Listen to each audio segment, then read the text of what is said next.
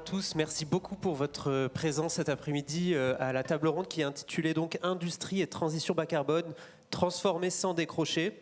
Peut-être en guise de propos introductifs, on peut rappeler que l'industrie, c'est le secteur qui s'est décarboné assez rapidement depuis 1990, mais la dynamique pour atteindre la neutralité carbone nécessite d'aller encore 2 fois plus vite par rapport à cette trajectoire historique, à la fois en scope 1 et 2, c'est-à-dire en améliorant, en faisant des efforts sur la performance énergétique notamment et la sortie des énergies fossiles, et ensuite le fameux scope 3 avec le travail avec l'ensemble de la chaîne de valeur du fournisseur jusqu'au client. Mais donc cette dynamique de décarbonation dans l'industrie, elle est aujourd'hui mise à mal par plusieurs obstacles. D'abord, le contexte économique avec donc une concurrence internationale qui est toujours exacerbée sur l'ensemble des secteurs. Et ensuite, un contexte d'incertitude un peu tout azimut, avec à la fois de l'incertitude sur le plan politique, mais aussi un contexte de turbulence géopolitique et commerciale qui peut en effet cumuler, inciter à une forme d'attentisme. Et la question qu'on va justement se poser avec l'aide de nos intervenants, c'est comment est-ce qu'on peut finalement continuer à agir pour cette transition bas carbone dans ce contexte. Et donc c'est la question que nous allons poser à l'ensemble des participants. Donc merci beaucoup. Soraya Ramoul Blekvad, vous êtes... Blekvad, vous êtes Chief Sustainability Officer chez Servier, qui est groupe pharmaceutique français. Jean-Christophe Dallava, vous êtes directeur général Europe de Boralex, fournisseur de solutions d'énergie renouvelable. Julien Schmitt, vous êtes professeur Sustainability Marketing à l'école de commerce ESCP Business School. Fausto Rotelli, vous êtes directeur des relations extérieures chez le groupe Ferrero. Léonard Meyer, vous êtes directeur solutions durables et décarbonation au sein du groupe bancaire LCL. Et enfin, Claudia Vlaguea, vous êtes directrice de la transformation, de l'innovation et de la RSE au sein du groupe Duval, qui est un groupe familial actif notamment dans l'immobilier. Et pour ma part, j'ai le plaisir d'animer cette table ronde en tant que chef de projet à la Fabrique de l'Industrie, qui est un think tank.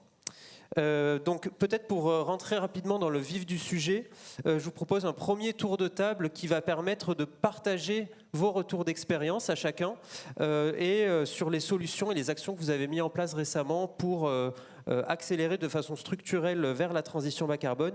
Et n'hésitez pas à cette occasion à présenter en quelques mots peut-être vos structures.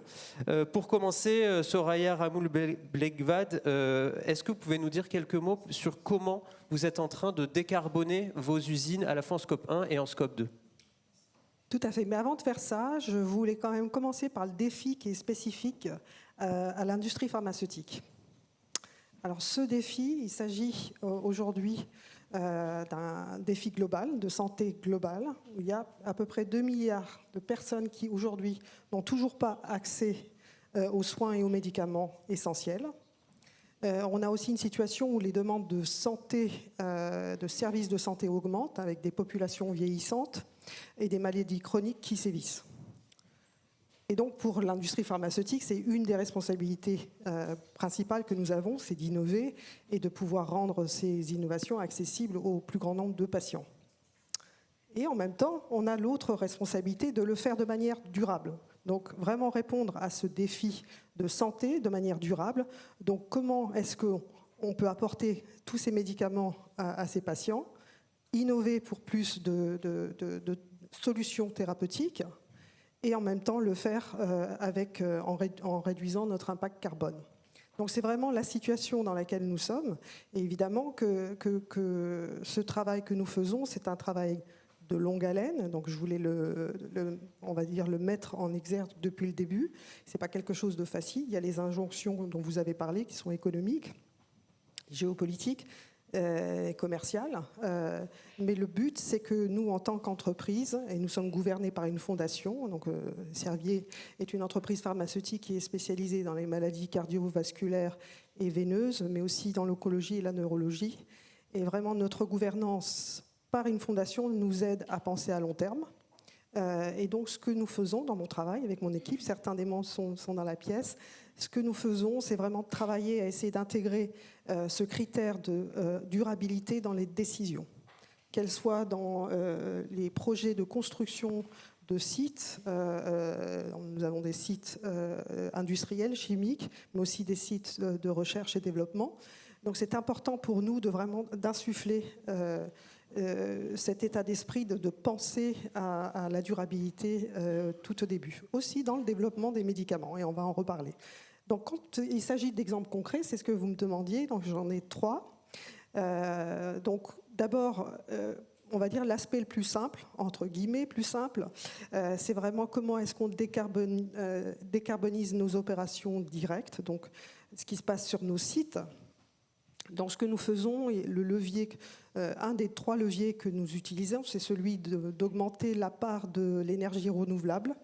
Et donc on a 13 sites industriels et 10 d'entre eux utilisent 100% d'énergie renouvelable. Et en termes d'énergie renouvelable, nous avons un parc de panneaux solaires.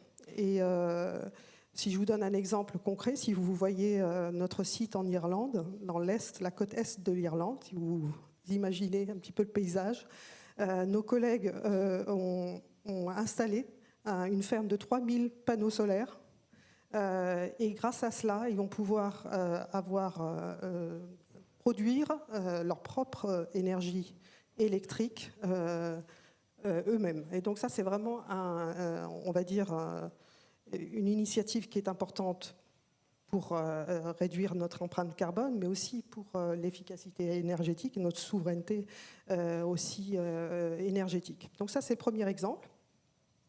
Le deuxième, là on va basculer sur le scope 3, le fameux scope 3. Et dans notre industrie pharmaceutique, le scope 3, qu'est-ce que ça veut dire? C'est vraiment, vous voyez ce médicament que nous avons développé, qui prend 20 ans pour être développé. Ensuite, il faut le produire, processus qui sont très réglementés dans notre industrie. Et ensuite, on va les transporter et on va les emmener jusqu'aux patients, où qu'ils soient dans le monde. Donc on commercialise nos médicaments dans 130 pays. Donc vous imaginez. Et ensuite, il y a la fin du cycle de vie des médicaments. Et donc l'exemple que je voulais donner en termes de scope 3, c'est vraiment l'instauration de l'éco-conception et d'un green score. Donc une méthode qui aide nos collègues qui développent les processus de production de nos médicaments à identifier les leviers, donc l'impact qui soit négatif, mais aussi les opportunités de réduire l'impact carbone. Donc un exemple particulier, un produit qui s'appelle Voranigo. En utilisant cet outil, ce Green Score, on a réussi à réduire notre empreinte carbone de ce produit de 75%. C'est en utilisant d'autres solvants et réactifs, on a été capable de réduire notre empreinte. Donc c'est possible. Et là, c'est quand c'est dans notre contrôle, on va dire. On va parler plus tard sur ce qui est un petit peu plus en dehors de notre champ d'influence, et c'est là où on a le plus gros challenge. Merci d'avoir entamé ce tour de table. Pour rester peut-être sur le registre du fameux Scope 3, Fausto Rotelli, est-ce que vous pouvez nous partager votre expérience sur la décarbonation de votre supply chain ? Oui, totalement. Donc, tout d'abord, le groupe Ferrero est bien présent en France depuis plus de 65 ans. Nous sommes juste à côté de Rouen, donc le siège Mont-Saint-Aignan et l'usine à Villers-Récal, avec 1000 personnes en Normandie et 500 personnes sur l'ensemble du territoire national. La supply chain est pour nous très importante, et notamment la supply chain, on va dire tout d'abord à court terme, puisque après-demain nous allons justement inaugurer notre nouvelle entrepôt logistique à Cléon, donc juste à côté de Rouen. Donc nous avons réussi à déménager sans obliger et en gardant exactement la force de vente, les forces logistiques qui étaient présentes sur l'ancien. Donc pour faire en sorte que tout puisse rester proche et avec les mêmes qualités de vie. Et tout d'abord, au niveau de la supply chain, ce que nous avons mis en place, c'est d'abord un changement au niveau de tout ce qui est propulsion, donc le passage au GNL autant que possible, dans un premier temps, et puis après le développement de tout ce qui est alternatif, et donc notamment la barge qui relie Rouen et Paris, donc Gennevilliers, celle qui est destinée à nos principaux clients, c'est-à-dire Carrefour, Monoprix, Franprix, pour la région parisienne. Et donc il y a une barge qui part toutes les semaines avec nos produits et qui arrive à Gennevilliers, donc qui décharge. Et donc aujourd'hui, nous travaillons avec nos clients distributeur, justement, pour faire en sorte que cette dernière, après, revienne chargée. Et nous la développons aussi avec Leclerc pour qu'elle puisse arriver dans le nord de la France, pour la SCAP Nord, et justement développer ce système. Et nous, avec un travail aussi en parallèle, naturellement, avec le port de Rouen et du Havre, parce qu'il y a toute une série de problématiques et de contraintes au niveau de nos produits, donc qui doivent être réfrigérés. Et donc, il y a tout un équipement à prévoir sur le port à Rouen, justement là d'où partent nos produits. Donc il y a cet aspect-là. Et puis après, il y a aussi un travail qui a été mis en place au niveau de la logistique, toujours avec Leclerc, autour du camion électrique.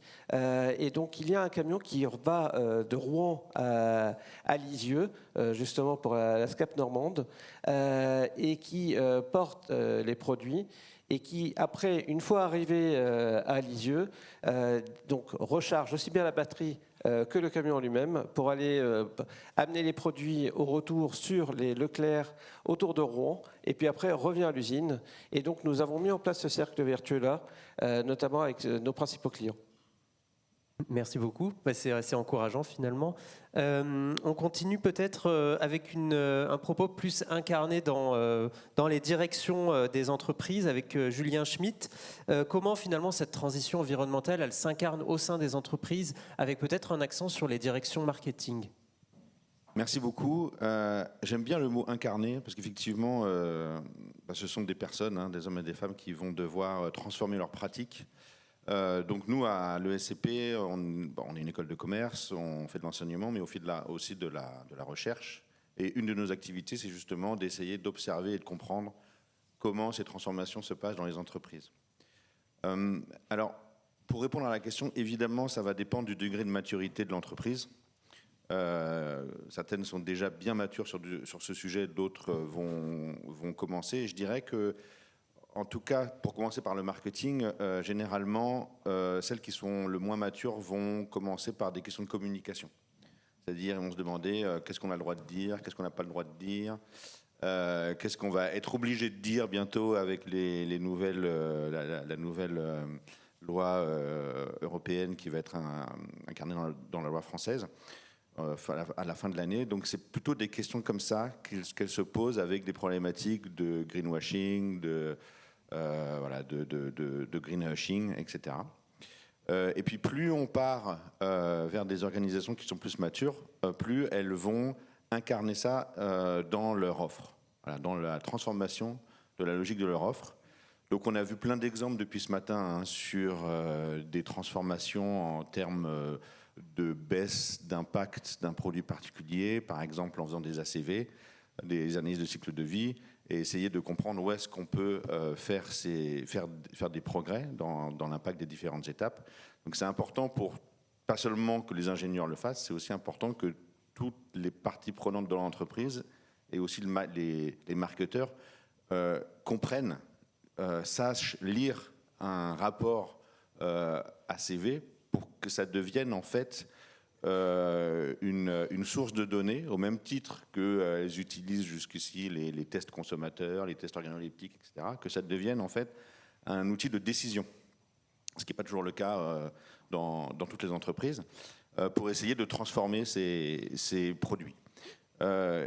Et plus on avance, plus on a des marketeurs aussi qui se posent la question de comment est-ce que on va pouvoir changer aussi la façon dont on met à disposition ces produits à nos consommateurs.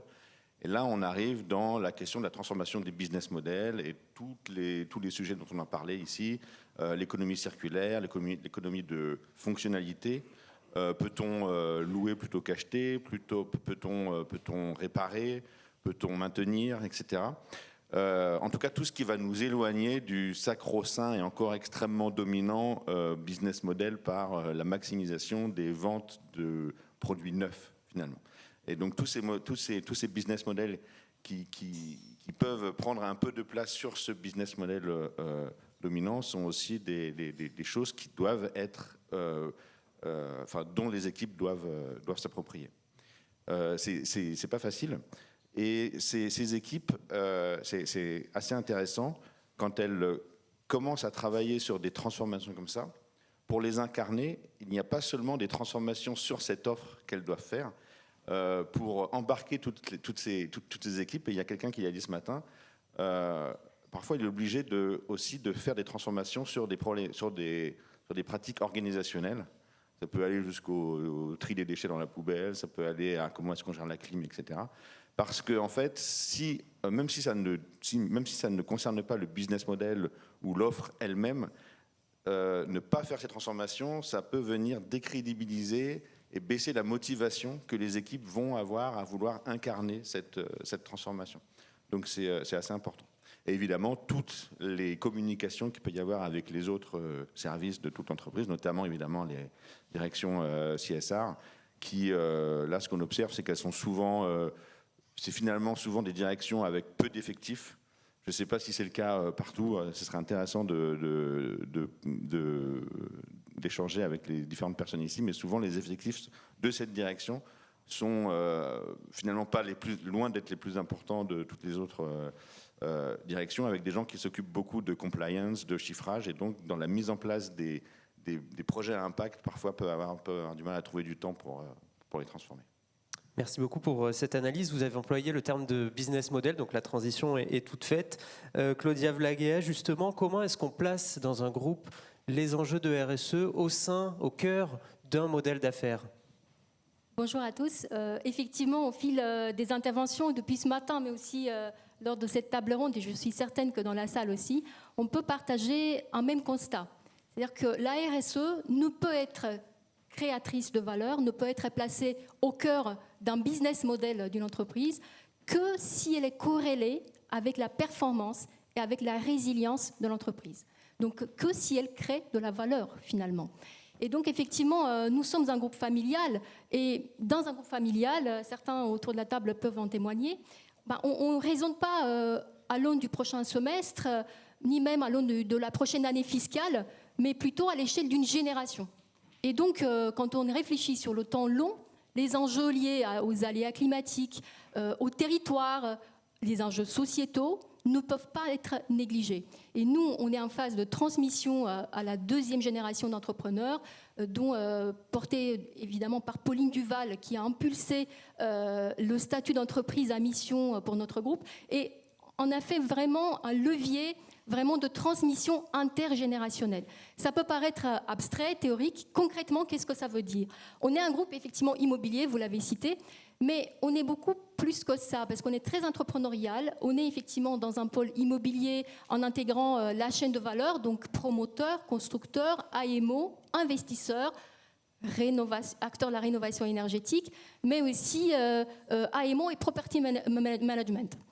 Et du coup, avec cette intégration de la chaîne, il est important de pouvoir créer de la valeur. Donc ça, c'est la partie immobilière. On a effectivement un pôle exploitation, avec l'exploitation des parcours de golf, on a leader en France, mais aussi l'exploitation de l'immobilier géré. Et enfin, un troisième pôle, encore, vous allez voir, ça va vous sembler encore plus hétéroclite, donc c'est la microfinance et l'inclusion financière en Afrique.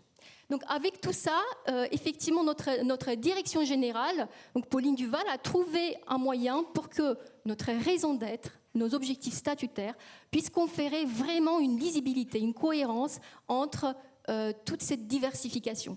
Concrètement, comment ça s'est matérialisé ? Effectivement, ça nous aide à parler d'une seule voix devant nos collaborateurs, devant nos partenaires, dont des partenaires bancaires. On travaille très bien avec LCL, notamment sur des crédits avec des indicateurs extra-financiers, donc pour nous engager sur des trajectoires, par exemple de décarbonation, mais aussi sur des trajectoires d'implication sociétale, comme on a pu le voir sur Magora, notre filiale dédiée au tourisme. Mais très concrètement, comment on crée de la valeur avec cette stratégie ?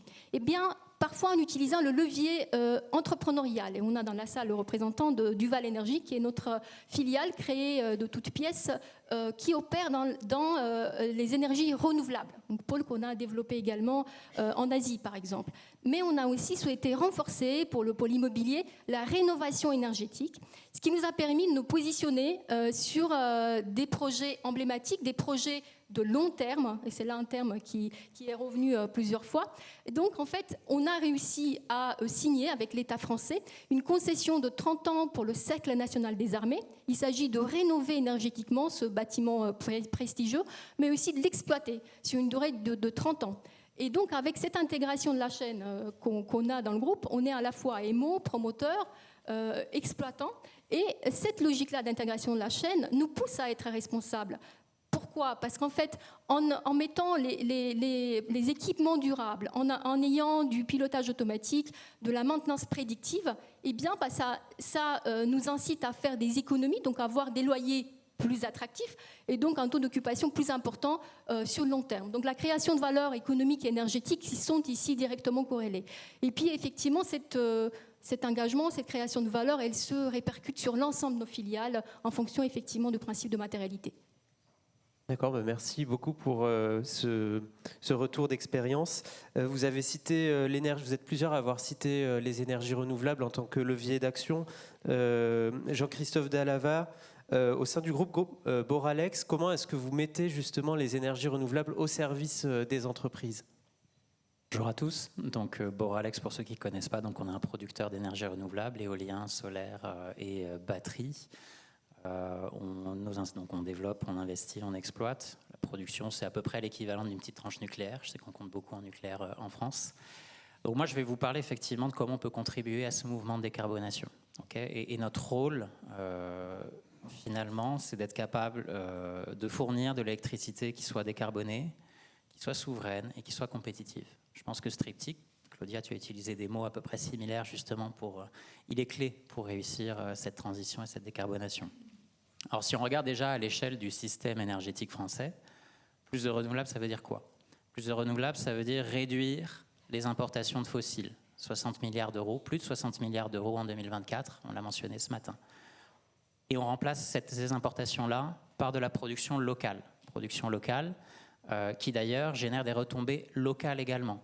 À peu près 2 milliards, un peu plus de 2 milliards d'euros de recettes fiscales pour les communes qui accueillent les énergies renouvelables. Donc on passe de moins 64 à quelque chose qui génère de l'argent et des retombées positives sur les territoires, de l'emploi aussi bien entendu.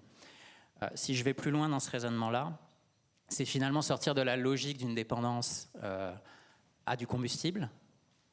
Sur toute la durée d'exploitation de centrales thermiques, ce combustible, il est situé dans des pays qui ne sont pas toujours nos amis, qui sont en proie à des conflits, et en échange à nouveau de chaînes de valeur qui sont majoritairement européennes.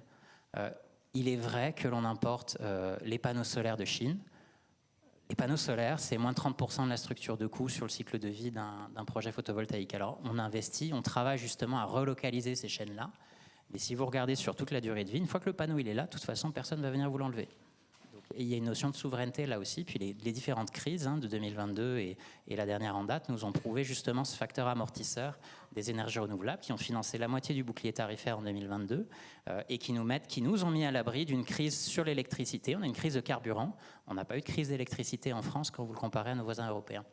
Donc finalement, déjà au niveau global, c'est bon pour le climat, c'est bon pour l'économie, c'est bon pour la société. Alors on n'a pas voulu se limiter à ça.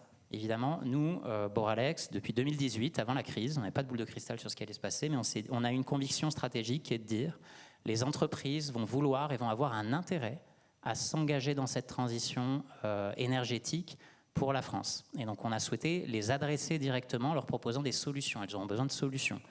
La première sont les contrats de vente d'électricité directe, avec l'acronyme anglais PPA. Donc concrètement, une entreprise peut acheter de l'électricité renouvelable à nos parcs, à des portefeuilles de projets que l'on exploite sur des durées, donc pour accéder à un prix stable et compétitif. Stable parce que notre structure de coût, c'est de l'investissement. Donc une fois que l'installation est là, nous on est capable de garantir un prix sur 5 ans, sur 10 ans, sur 20 ans, des choses que les entreprises n'avaient pas la possibilité d'aller sécuriser jusqu'à présent. Et puis en termes de compétitivité, je vais être assez affirmatif, mais aujourd'hui, les énergies renouvelables sont les sources d'énergie les plus compétitives qui soient. Si vous comparez des parcs en exploitation amortis avec les autres technologies, si vous comparez des parcs à développer, à construire avec les autres technologies, le plus compétitif, c'est le renouvelable. Voilà.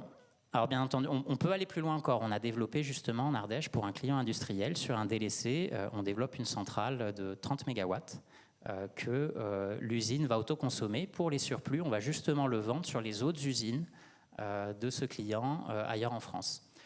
Pour aller encore plus loin, maintenant, l'approche que l'on a, c'est développer de nouveaux services, simplifier justement l'adoption des énergies renouvelables. C'est vrai que c'est complexe encore aujourd'hui, il y a beaucoup de risques de complexité embarqués du côté des entreprises. Ça, on a vraiment la volonté de le simplifier et de le démocratiser pour donner plus d'accès à ces solutions-là à des entreprises de taille plus petite et puis probablement plus locales, c'est-à-dire proches des sites que l'on met en service sur les territoires où on est. Donc c'est le lien que l'on essaie de créer pour accélérer cette transition énergétique.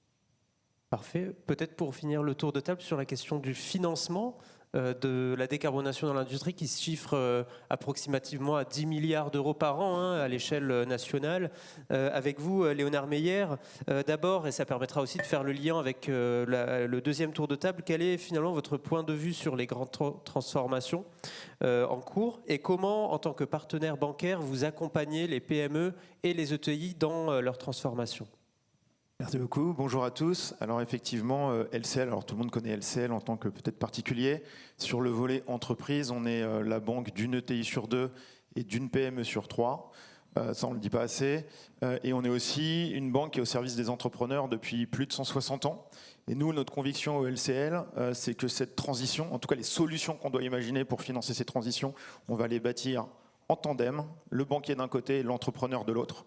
Voilà, et je pense que de notre poste d'observation de banquier, on a une posture dans la chaîne de valeur, on n'est pas tout à fait un corporate, on n'est pas tout à fait un institutionnel. On a une vision que la seule certitude qu'on a aujourd'hui, c'est l'incertitude. Le monde est très incertain depuis plusieurs années. On a enchaîné les crises, le Covid, l'Ukraine, le Proche-Orient, l'Iran, puis aussi les ruptures, la transition digitale, la transition démographique, la santé, on en parlait un petit peu avec Servier, et puis également la course à l'IA. Donc c'est beaucoup d'incertitudes. Et les industriels, puisque la table ronde elle était sur le sujet des industriels, là-dedans, notre vision de banquier, c'est de se dire, ils sont pris en étau avec d'un côté cette volatilité des prix de l'énergie, on en parlait un petit peu avec Jean-Christophe, qui est un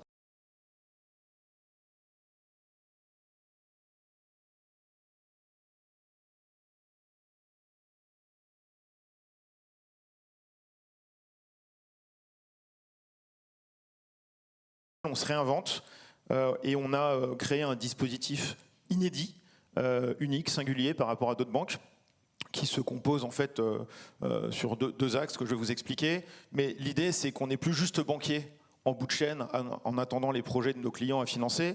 On remonte la chaîne de valeur pour devenir architecte en amont pour concevoir ou co-concevoir des projets qui soient finançables. Parce que s'ils ne sont pas finançables, ça ne marchera pas. Les deux ingrédients pour ça qu'on a créés chez LCL, le premier, c'est une équipe, c'est des hommes et des femmes, c'est une trentaine de collaborateurs aujourd'hui qui sont des profils plutôt pluridisciplinaires. La transition, c'est une histoire de science, c'est une histoire d'économie, c'est une histoire de durabilité. Donc des profils ingénieurs, des banquiers de transition, des ex-consultants en transition qui sont basés dans les territoires et qui ont une approche très holistique du sujet de la transition et très sectorielle. Ça, c'est le premier ingrédient, les hommes et les femmes. Le deuxième, c'est l'offre qu'on a bâtie également. Donc, c'est une douzaine de partenaires de transition qu'on a construit dans un écosystème. Ça peut être de la roadmap de décarbonation, ça peut être du PPA, ça peut être évidemment des choses simples aussi comme juste la mesure, le bilan carbone. Et du tiers financement, on en parlera un petit peu après. Voilà. 3 exemples peut-être pour illustrer cette équipe et cette offre en action sur le terrain. Prenons l'exemple d'un industriel qui souhaite faire des économies d'énergie, ou alors plus simple, un industriel qui souhaite sécuriser son prix de l'énergie sur une durée assez longue, ou une partie de son prix de l'énergie sur 15-20 ans. Nous, on va le mettre en relation avec un producteur d'énergie renouvelable comme Boralex à côté de moi. On va mettre en action aussi notre bureau d'études, un de nos partenaires, pour pouvoir aussi voir le potentiel de solarisation éventuellement de ces sites s'il veut faire de l'autoconsommation. Sur la partie PPA, ce qui est intéressant au LCL, c'est qu'on a mappé tous les projets de PPA à l'instant T dans les portefeuilles des producteurs comme Boralex et d'autres de ses confrères. Et de l'autre côté, on a mappé nos 30 000 clients LCL, plus ou moins énergo-intensifs, qui ont besoin d'électrons verts et qui ont besoin de sécuriser leur prix. Ça, c'est un exemple. Un deuxième exemple, un industriel qui souhaiterait baisser son prix de l'énergie en tout cas son efficacité énergique, l'optimiser tout en décarbonant, mais qui ne veut pas forcément dépenser de l'argent là-dedans parce que les CAPEX coûtent assez lourd, enfin, coûtent assez cher. Comment on ferait ça? On l'accompagnerait avec des solutions de ce qu'on appelle de tiers financement ou de tiers investissement. Le principe est assez simple. On transforme des CAPEX en OPEX dans des montages un peu techniques, mais qui consistent à souvent déconsolider du bilan ces financements. Donc ça devient indolore dans le bilan des entreprises. Et ça permet à nos partenaires opérateurs techniques d'opérer le projet, de le déployer. Nous, on le finance en tant que tiers investisseur. Et au bout du bout, on peut financer des CAPEX assez lourds, comme de la géothermie, comme du switch énergétique de four à gaz vers du four électrique, ou comme de la récupération de chaleur fatale, sans que ça coûte l'investissement à l'entreprise, puisqu'elle va payer le CAPEX, donc le loyer. Voilà quelques exemples de comment on avance sur ce sujet au LCL. Parfait. Vous avez devant vous une magnifique chaîne de valeur avec l'ensemble des partenaires intégrés. Pour peut-être le deuxième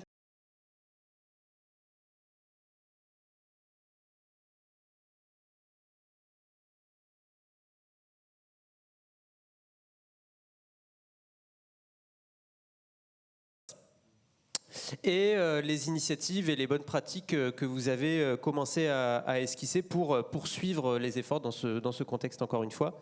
Avec vous, peut-être pour commencer, Fausto Rotelli, quels défis rencontrez-vous actuellement dans vos efforts de décarbonation et de critères RSE ? Alors aujourd'hui, nous sommes vraiment pleinement engagés, vous le disiez tout à l'heure par rapport au groupe Duval, nous sommes aussi un groupe familial et il y a ce choix qui a été fait par notre troisième génération de notre côté, donc par Giovanni Ferrero au moment des accords de Paris, justement, de s'inscrire dans cette lignée et d'être vraiment acteur et aller dans cette approche et dans cette démarche, et surtout au fil des temps. Et nous avons la chance aussi, par rapport aux évolutions récentes aux États-Unis, justement d'être restés dans ce critère, et notamment en travaillant avec le SBTI pour aller vers cette décarbonation, et donc avec cet objectif à l'horizon 2030 de faire moins 43% de CO2 par tonne de produit. Et tout ceci va sur l'ensemble et se répercute sur l'ensemble de la chaîne de valeur, justement, pour reprendre vos termes, professeur. C'est justement que ça soit sur les matières premières, il y a des matières premières polémiques comme l'huile de palme, naturellement, et sur cette approche, justement, le fait d'être, nous avons d'un côté le CO2, mais il y a aussi tout l'aspect lié à la déforestation.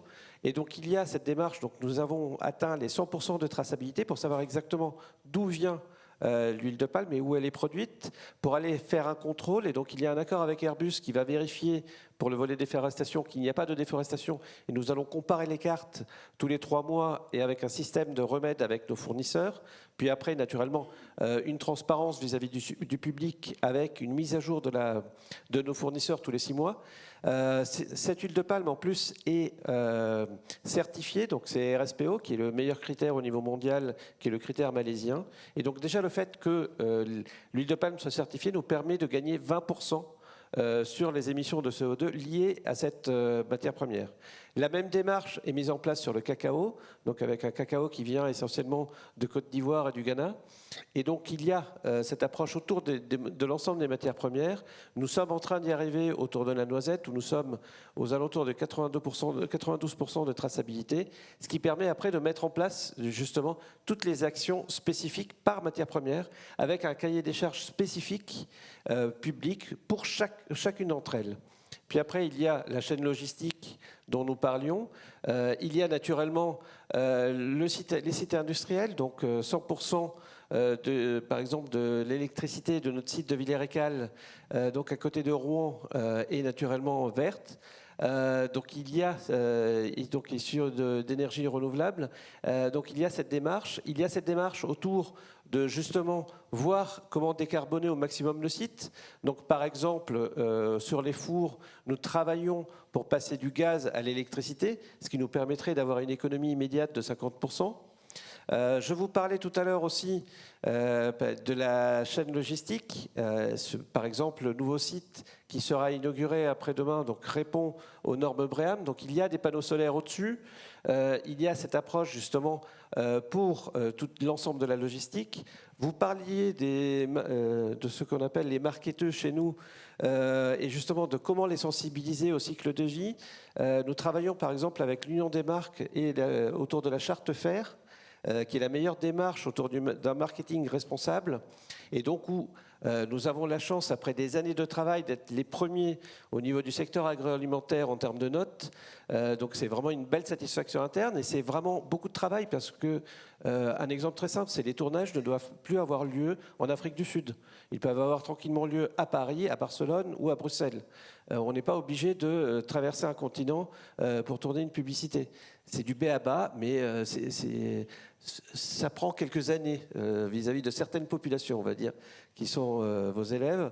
Voilà, donc il y a cette démarche-là, il y a toute la démarche en matière RH, et puis après il y a toute la démarche RSE dans son ensemble, puisque nous avons mis en place non pas l'aspect entreprise à mission, mais la ISO 26000 avec l'AFNOR, qui permet de mettre en place cette gouvernance et de faire travailler l'ensemble des directions autour de la RSE pour faire avancer et faire progresser l'ensemble des critères et l'ensemble des directions de l'entreprise. Merci beaucoup. Je vais me rattacher peut-être aux premiers exemples que vous avez cités en guise de transition pour indiquer que cette décarbonation, elle nécessite d'aller voir aussi ce qui se fait ailleurs, et à la fois sur la chaîne de valeur, mais pas seulement. Soraya Ramoul-Belekvad, quel est le rôle des collaborations à la fois sur la chaîne de valeur et auprès de vos pairs, et comment s'organisent justement les échanges entre pairs ? Alors déjà, la collaboration est essentielle pour pouvoir décarboner pas simplement notre entreprise, mais notre chaîne de valeur, et aussi penser à l'écosystème de santé. Donc on pense aussi dans l'industrie pharmaceutique, on fait partie du secteur de la santé, et donc il faut penser aussi aux hôpitaux et aux institutions publiques. Donc c'est comme ça qu'on le voit, comme une chance aussi de contribuer à quelque chose de plus grand. Donc on parle beaucoup de décarbonation de l'industrie, comme si nous étions dans notre propre, on va dire, microcosme, mais tout se fait dans cet écosystème. Et donc ce qu'on s'attelle à faire, et c'est que le début, c'est d'augmenter, renforcer ces collaborations. Si je vous donne un exemple, on parle beaucoup des fournisseurs sur lesquels on va dire on essaye de les embarquer, etc. Mais nous, dans notre cas, en tout cas, il y a un exemple d'un de nos fournisseurs français en termes de matières premières, donc le lactose que nous utilisons pour nos médicaments.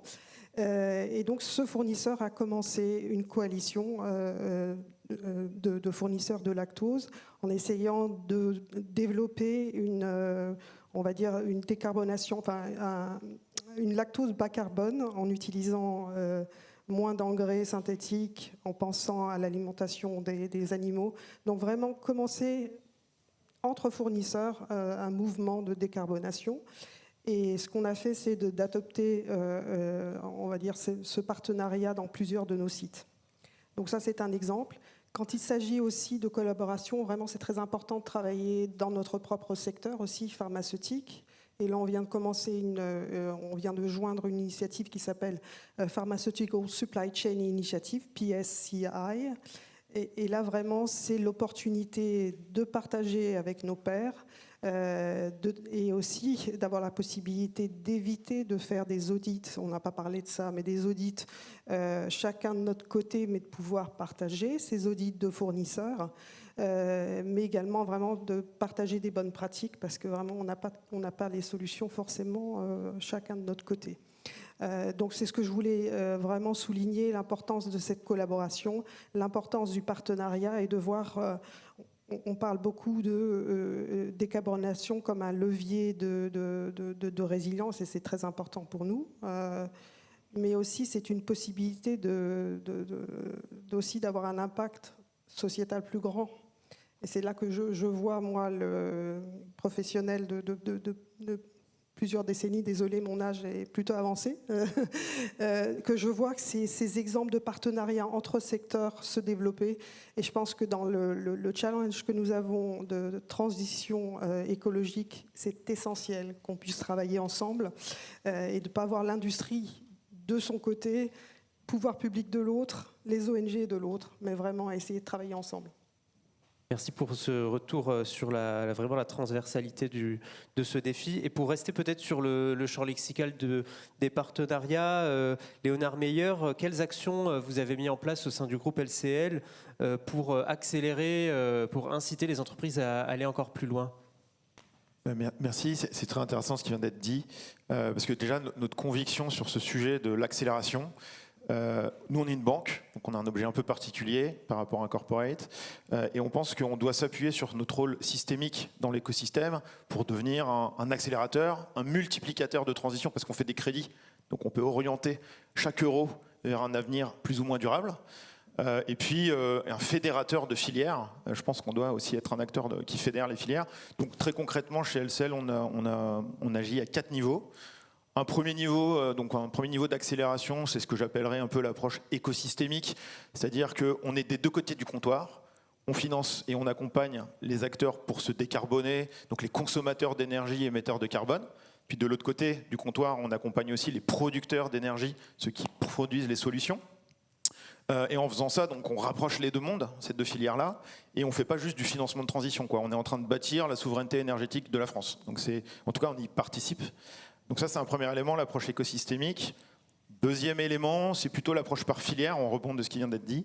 En fait, on est convaincu que voilà, notre plus grand ennemi dans cette transition, c'est l'inertie, c'est cette incapacité des fois à travailler en collectif. Donc c'est un peu l'adage que tout le monde connaît, tout seul on va plus vite, ensemble on va plus loin. Donc nous, ce qu'on a fait concrètement au LCL en début d'année, fin d'année dernière, on a créé un collectif qui s'appelle le Lab Impact. Alors là, on a adressé la filière plutôt déchets et recyclage. On a réuni une douzaine d'acteurs de la filière, des gens comme De Richebourg, Paprec, Veolia, Suez, Chimirec, voilà, des gens plutôt connus, et on les a fait travailler ensemble. Donc approche très bottom-up, du bas vers le haut, sur des sujets d'adaptation. C'est quoi vos sujets d'adaptation, vous, acteurs du déchet, du recyclage? Et de là est sorti pas mal d'idées. Et nous, banque, on a été identifier des solutions pour répondre à ces besoins. Et voilà, aujourd'hui, il y a une dizaine de solutions qui sont déployées chez ces clients, qui sont en cours de pilote, de POC. Voilà, donc ça c'est très concret, donc approche par filière. Troisième levier d'accélération, on est une banque. Donc on est aussi des financiers, donc on a aussi notre rôle d'être un peu ingénieux dans les produits financiers qu'on va proposer pour cette transition. Je vous ai parlé tout à l'heure du tiers financement, portage. Il y a deux autres outils intéressants. On a les financements fléchés, donc ça je pense que beaucoup de gens ici connaissent, mais ce concept d'aller financer des actifs green au sens de la taxonomie européenne, et en échange de quoi la banque octroie un prêt à des conditions bonifiées. Ça, on l'a fait pour plein de clients. On l'a fait pour un client qui s'appelle Ecosem, qui fait du ciment bas carbone, voilà, et qui, on lui a fait des prêts de 15-20 millions d'euros verts là-dessus. Donc là, c'est précis, direct, ça accélère, concret. Un deuxième exemple, Vedette de Paris, que vous connaissez peut-être, donc c'est ces bateaux là sur la Seine. Ils voulaient électrifier totalement leur flotte de bateaux. On les a aidés, on a fait un financement fléché, à conditions bonifiées. Et aujourd'hui, on a pu leur économiser 370 000 litres à peu près de gasoil.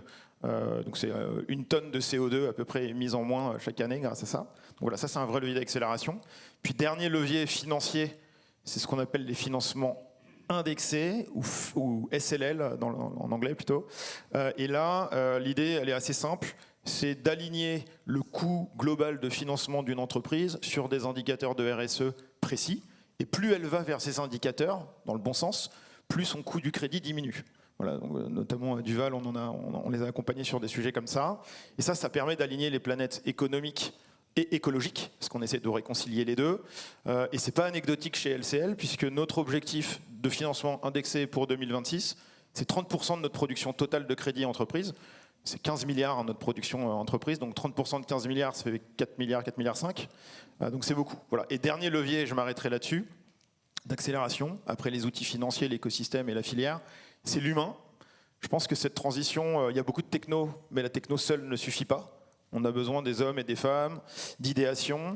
Et nous, c'est pour ça qu'on a créé cette équipe hybride d'ingénieurs, de consultants, de banquiers, qui est basée dans les zones industrielles. dans les bassins industriels de nos clients, qui comprennent leurs projets, qui comprennent l'ambition des dirigeants et qui transforment des projets qui sont parfois pas tout le temps concrets, pas tout le temps bankable. Ils les transforment en projets finançables.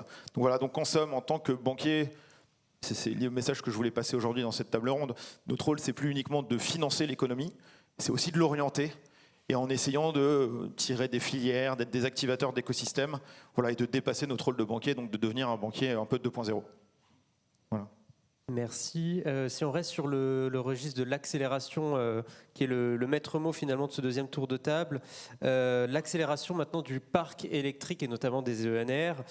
Jean-Christophe Dallava, de votre expérience de terrain, qu'est-ce qui manque finalement pour accélérer, pour aller plus vite dans le développement des ENR dans les territoires? Je dirais que la première et la principale chose, c'est arrêter de se poser trop de questions. Et notamment, faut-il y aller? Si on pouvait plutôt transformer ça en comment faire mieux et plus vite, on serait déjà en mouvement. Alors, 2 leviers pour ça. Le premier, parce que je pense que le premier levier, c'est la filière énergie renouvelable elle-même et ses partenaires. Comment on fait pour rendre cette transition, ce développement des ENR performant, associé à de la performance et désirable? Donc sur le désirable, déjà pour commencer, on est une filière, je pense, qui historiquement s'est beaucoup centrée sur elle-même et sur son territoire et son rôle de développeur. On n'a pas très bien pris en compte les besoins du réseau, les besoins du client. Pas seulement produire plus, mais produire mieux, c'est-à-dire produire au moment où il y en a le plus besoin, d'un point de vue du réseau, d'un point de vue du client. Vous n'allez pas me croire, le concept de client dans les énergies renouvelables, c'est nouveau. On n'avait pas de client jusqu'à moins de 5 ans, je dirais, un petit peu plus. Ça a surpris tout le monde. Voilà. Donc ça, c'est le premier point. Pas être égocentré, se tourner un peu à l'extérieur, comprendre un petit peu mieux. Il y a une notion aussi d'exemplarité. Faire de l'énergie renouvelable, c'est bien, ça ne suffit pas. Donc nous, on a mis nos objectifs ESG au même niveau que les objectifs d'affaires. Ça, c'est le cas depuis 2020.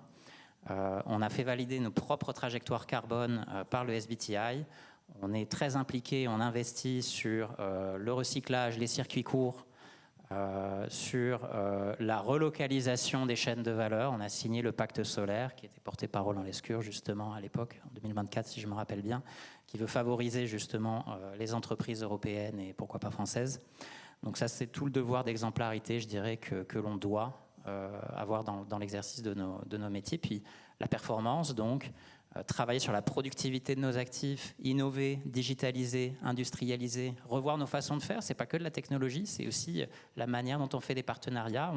On annonce aujourd'hui un gros refinancement en France d'1,5 milliard, mais au-delà du montant, ce que ça va nous permettre de faire, c'est d'apporter des nouvelles solutions à nos clients parce qu'on a plus de flexibilité pour commercialiser notre électricité. Donc ça s'inscrit exactement dans la logique que Léonard a décrite du banquier qui veut comprendre mieux le modèle d'affaires, comment il peut faciliter ça et comment on peut construire des partenariats qui permettent d'apporter des solutions. Donc ça, c'est ce que nous, on peut faire. Après, on est au ministère des Finances, pouvoir public. Je ne suis pas là pour demander de l'argent, plus d'argent. Ce qu'on veut demander, c'est de la volonté et du pragmatisme. Premier point, je pense que la puissance publique est garante d'avoir un débat qui soit apaisé et qui soit factuel sur l'énergie. Je vais être clair, ce n'est pas le nucléaire ou les renouvelables, c'est les deux. Clair. Maintenant, comment on fait, comment on le fait mieux, comment on le fait efficacement. Pour ça, il y a besoin d'avoir un vrai débat transparent, factuel. Le deuxième point, une vision claire, assumée, tenue dans la durée. Notre filière a beaucoup pâti des tergiversations sur la loi pluriannuelle de l'énergie, la programmation pluriannuelle de l'énergie. On pâtit encore aujourd'hui du manque de visibilité sur les appels d'offres. Mais surtout, parler de ressenti de terrain, vraiment libérer le potentiel des énergies renouvelables. On a des lois qui parlent d'accélération, moi je ne la vois pas sur le terrain. D'accord ? On a, en France, il faut 2 à 3 fois plus de temps que chez nos voisins européens pour obtenir des permis pour déployer des énergies renouvelables. Je ne crois pas que les autres pays européens soient moins diligents que la France sur la question énergétique et des différents enjeux. En France, on a une superposition de normes, de contraintes et d'injonctions contradictoires qui renchérissent nos énergies. Ça coûte, on a fait des calculs avec le reste de l'industrie, ça surenchérit de 20 à 30% notre coût de production. 20-30% de notre coût de production sur l'éolien, par exemple, ça fait que sur les derniers PPA qu'on a signés, notre client aurait pu économiser 10-15 millions d'euros sur la durée de son contrat. Ça veut dire, et j'espère que les murs ont des oreilles, que l'État, sur les derniers contrats alloués à la filière éolienne l'année dernière, pourrait économiser entre 900 et 1,2 milliard d'euros, juste sur un an. Enfin, pas annuel, sur la durée du contrat, mais ceux qui ont été alloués l'année dernière. Voilà. Donc ça, je pense que ça parle. Les économies sont là, à portée de main. Il faut un petit peu de courage, un petit peu de volonté, un petit peu de pragmatisme. Et je vais terminer sur un dernier enjeu, alors cette fois-ci qui nous concerne tous, puissance publique, entreprise, c'est l'action. N'attendons pas, s'il vous plaît, la prochaine crise pour agir ou réagir. Donc voilà, faire mieux, faire simple et faire tout de suite. Merci pour ce propos et ce plaidoyer presque. Qui finit sur le plaidoyer. J'aimerais prolonger avec vous, Julien Schmitt, la question des clients. Et finalement, puisque les clients en bout de chaîne, c'est nous, c'est les consommateurs finaux. Vous qui avez cette observation, cette analyse du terrain, comment est-ce qu'on peut embarquer les consommateurs et les consommateurs finaux dans cette transition ? Merci beaucoup. Oui, ça c'est une question qu'on a souvent et une remarque qu'on reçoit souvent de la part des entreprises, c'est moi je fais des offres qui sont décarbonées, mais les consommateurs ne suivent pas. Alors rassurez-vous, les consommateurs, ils ont les mêmes remarques et ils disent, moi j'aimerais bien changer, mais j'aimerais bien que les marques me proposent des trucs mieux. Et puis il y a un troisième partie prenante, c'est les pouvoirs publics, et on a comme ça ce qu'on appelle un triangle de l'inaction qui a été développé par un de mes collègues, et qui dit que chaque partie prenante ne bouge pas parce qu'elle attend que les deux autres bougent. En gros, c'est ça. Mais concernant le consommateur, c'est sûr qu'il y a beaucoup de freins à cette action. Alors, qu'est-ce qu'ils sont ? Et notamment, il y a des freins. Il y a ce qu'on appelle le green gap. Le green gap, c'est ces freins malgré ce qui est dit dans les enquêtes d'opinion, où quand on regarde, 70 ou 90% des consommateurs seraient prêts à acheter des produits plus décarbonés, et puis quand on voit les chiffres réels dans le marché, ça ne suit pas. Qu'est-ce qui explique et ça même, je ne parle pas des consommateurs qui sont les moins engagés, ceux-là effectivement, s'ils ne sont pas forcément intéressés par le thème, on ne voit pas pourquoi est-ce qu'ils achèteraient des produits plus décarbonés, mais même des consommateurs qui sont plus engagés et qui le sont réellement, vont pas forcément le faire. Donc il y a vraiment un gap, même pour des gens qui le sont. En fait, ce qu'il faut comprendre, c'est que le consommateur, il est pris dans une structure. C'est pas les achats finalement qu'ils font ne sont pas seulement dictés par ses valeurs ou par ses croyances ou par ce qu'il veut faire, mais par la structure dans laquelle il est, avec des produits qui ont des prix différents. Donc si les produits plus décarbonés sont beaucoup plus chers, ça fait déjà un premier frein. Il y a des habitudes de consommation qui sont bien ancrées. Il va y avoir des facilités d'accès. Il y a peut-être, si vous allez dans pas mal de magasins, vous avez beaucoup de rayons, beaucoup de produits non bio, une seule référence de produits bio. Donc, je caricature, mais il y a cette facilité d'accès qui fait qu'il est beaucoup plus facile d'accéder à des produits avec emballage, par exemple, qu'à des produits sans emballage. Donc, toute cette structure fait que en fait, l'attribut durabilité dans le processus de choix, ce critère de choix-là, même s'il est important, il ne va pas forcément passer en premier. C'est ça qui explique finalement le green gap. Donc, que doit faire le marketing ? Que doit faire la communication ? Que doivent faire les entreprises ? Bon, évidemment, pour ceux qui ne sont pas encore assez engagés, mieux faire comprendre quelle est l'urgence, quel est le problème, et peut-être effectivement, comme vous l'avez dit, rendre plus désirable ces offres-là, mais aussi et surtout faciliter cet accès, qu'il soit prix, qu'il soit distribution, etc. Parce que c'est ça qui va finalement faire le vrai changement. On a eu une canicule, là, vous le savez tous, la semaine dernière. On va certainement s'en retaper une en pas très longtemps. C'est très compliqué dans ces moments-là de demander à des consommateurs, mais enfin, achetez pas de climatisation quand même. Toute la logique du marché fait qu'il est normal de voir ce qu'on a vu, qui est une explosion du nombre de climatiseurs neufs vendus dans cette période. Parce que c'est ce qui répond tout de suite aux besoins de fraîcheur du consommateur, pas seulement un besoin de confort, parfois même un besoin de survie. C'est ce qui répond à la logique de marché qu'on connaît, c'est-à-dire on connaît le business model de maximisation des ventes de produits neufs par volume. Donc ça aussi, c'est ce qu'on connaît le mieux pour augmenter le chiffre d'affaires et la rentabilité, que ce soit des producteurs ou des distributeurs. Donc toute cette logique fait qu'il est normal de voir ce qu'on voit. Ce serait bizarre de ne pas voir finalement aujourd'hui des produits non carbonés qui aient plus de succès finalement que les produits qui le sont. Donc réussir, et ça demande finalement ça a été beaucoup évoqué aujourd'hui, ces partenariats entre les différentes parties prenantes, que sont les entreprises, que sont les pouvoirs publics, que sont les secteurs entre eux, pour finalement bien rendre plus facile dans les pratiques de consommation quotidienne la réutilisation, la location. On va se retrouver avec beaucoup de climatiseurs qui vont contribuer au réchauffement. On était à combien? 42 degrés la semaine dernière. Je crois que beaucoup de ces climatiseurs, à partir de 45 degrés, ne fonctionnent plus. C'est-à-dire qu'ils ne peuvent plus rejeter leur chaleur. Donc ça veut dire que d'ici quelques années, on va se retrouver avec des climatiseurs qui ne fonctionneront plus, qui pourront peut être utilisés. En termes d'économie circulaire, vous imaginez le truc, ça fera beaucoup de déchets. Donc s'il n'y a pas plus de facilité à cet accès au business model circulaire de la location, par exemple, pourquoi est-ce qu'on ne peut pas fournir des offres de location de climatiseurs plutôt que de vente? Déjà, toute cette économie de fonctionnalité, ça pourrait aider. Mais effectivement, tout ça, les entreprises, bien sûr, ne peuvent pas le faire par elles-mêmes. Il doit y avoir des engagements de l'État en termes de réglementation, en termes d'incentives aussi pour les entreprises, pour les consommateurs, etc. Donc c'est tout un système finalement qu'il faut faire évoluer. Merci, je retiens surtout la vision finalement systémique et merci pour les exemples clairement adossés à notre actualité.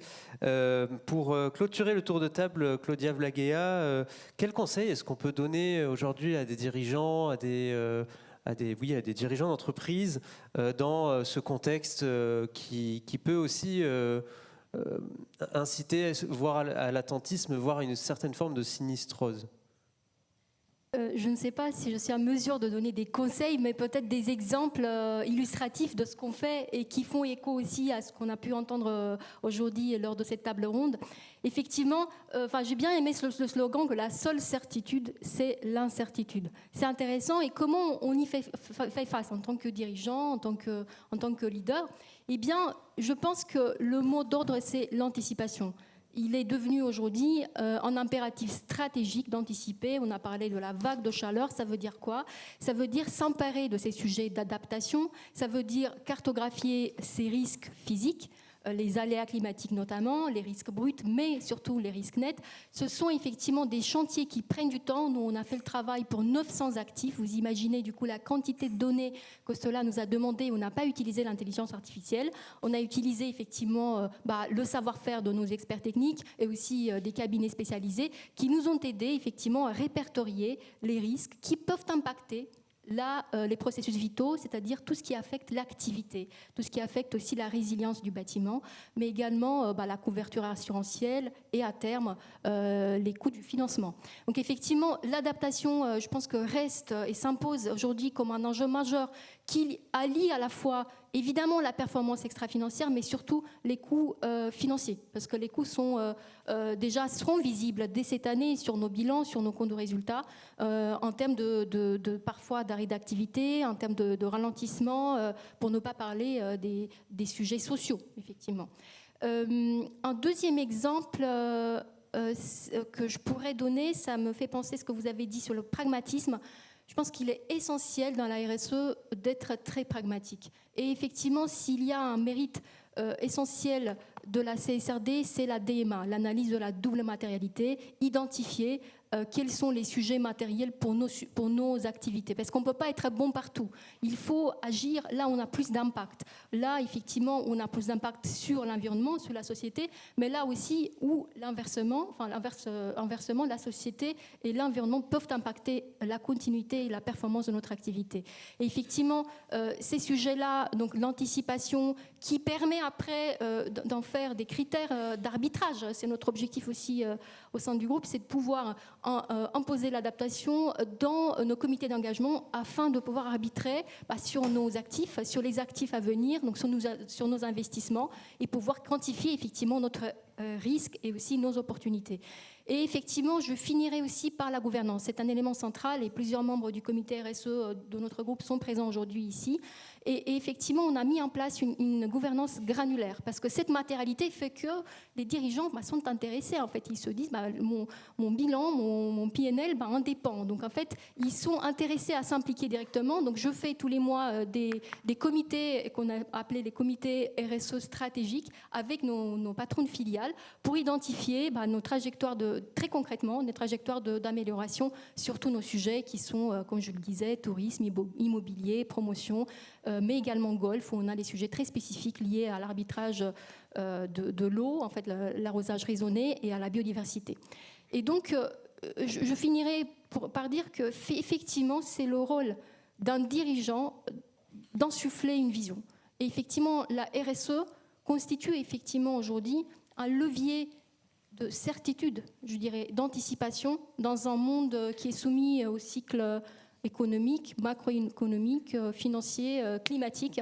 Et donc, effectivement, c'est par ces mots-là que je souhaiterais finir en donnant des exemples précis de ce qu'on fait, nous. Merci beaucoup. On a abordé de nombreux sujets.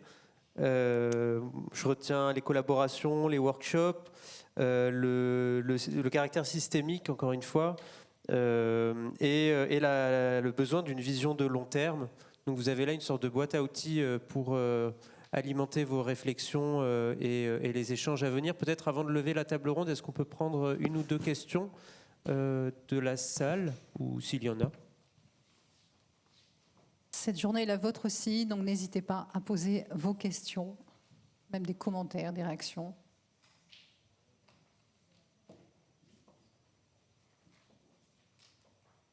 Difficile après le déjeuner, évidemment. Voilà, des mains se lèvent, merci.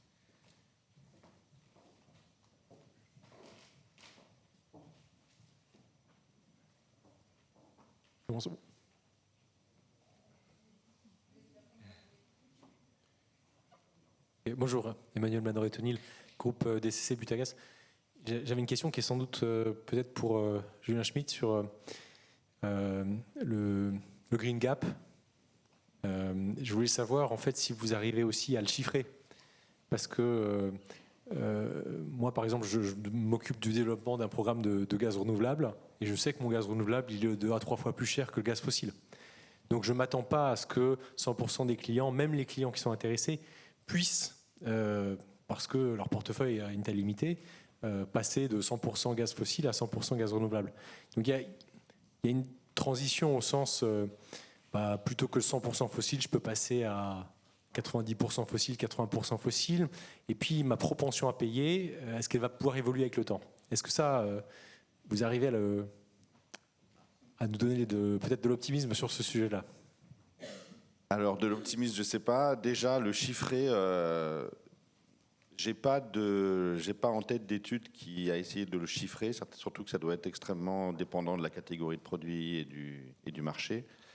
Je pense que le raisonnement qu'il faudrait avoir, c'est...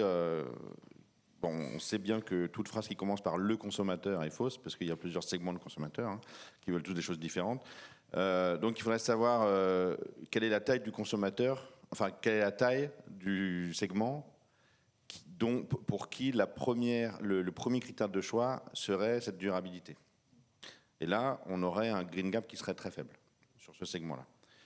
Ensuite, quelle est la taille du segment de consommateurs pour qui la durabilité n'a aucun intérêt et qui vont le dire aussi dans les enquêtes d'opinion. Là, il y a aussi le green gap qui serait très faible. Et puis, il y a tout le ventre mou au milieu qui doit représenter 80-90% de la population. Et là, qui vont avoir des critères de choix, qui vont donner une importance différente à tous ces critères, un poids différent à tous ces critères, et qui arrivent finalement qui vont expliquer quel va être l'écart entre ce qui est dit dans les enquêtes et ce qu'on va retrouver dans le marché. Mais j'ai en tête, par exemple, des choses sur les produits bio. Oui, c'est très spécifique, où on montrait que, je crois que c'était 75% des gens qui vont dire dans les questionnaires que dans leur dernière course du dernier mois, ils ont acheté des produits bio et que en fait, les produits bio représentaient à peu près entre 5 et 10% du panier, quoi. Donc là, on voit bien qu'il y a un gap. Mais non, je brode, mais pour vous dire que j'ai pas la réponse, quoi. Voilà. Merci toutefois.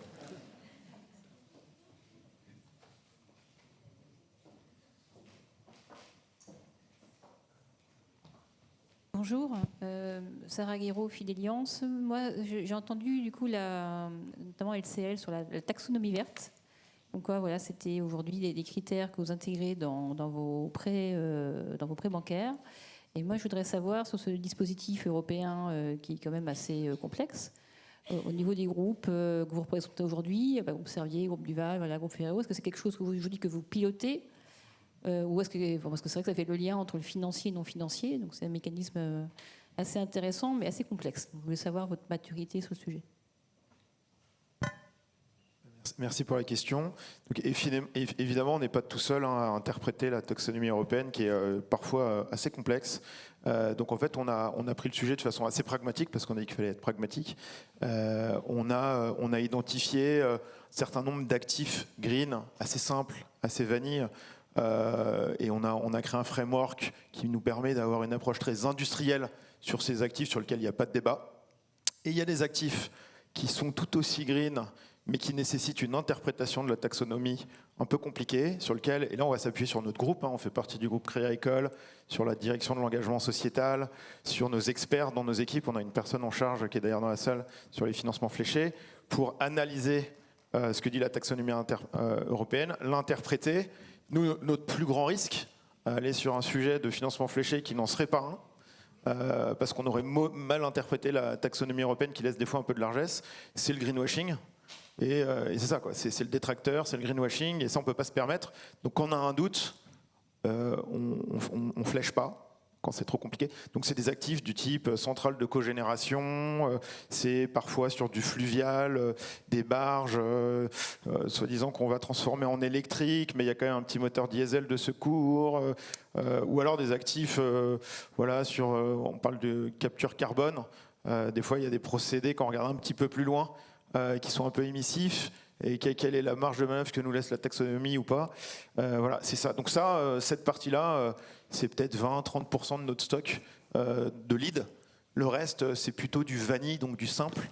Et cela, on a industrialisé le processus. Panneaux solaires, bornes de recharge, camions électriques, rétrofit, etc., etc. Peut-être pour compléter rapidement. Je pourrais répondre aussi, parce qu'effectivement, nous, on s'est fait accompagner. On a eu un cabinet de conseil qui nous a accompagnés pour réaliser, avec 3 années d'avance, l'analyse de la double matérialité et effectivement l'éligibilité sur la taxonomie. Et justement, on est en train aujourd'hui de collecter effectivement dans le groupe, de pouvoir avoir une vision 360 de nos CAPEX verts. Et donc, effectivement, ce cabinet de conseil nous a fourni une grille pour être déjà sûr de notre choix, notre sélection, pour pouvoir éviter ce que vous disiez, voilà, le greenwashing, et puis être aligné sur la taxonomie. Et c'est un travail, effectivement, qui demande du temps, qui demande la mobilisation, non seulement des services financiers, mais aussi des experts techniques, surtout sur le prévisionnel, parce qu'effectivement, on parle du financement prospectif, essentiellement. Et donc, il s'agit effectivement de pouvoir qualifier, bien qualifier pour être éligible à ce type de financement. Mais c'est possible, c'est juste que ça demande de la coordination, ça demande une attestation d'un expert pour qu'on ait vraiment une vision impartiale, et puis effectivement de la sélection sur nos actifs.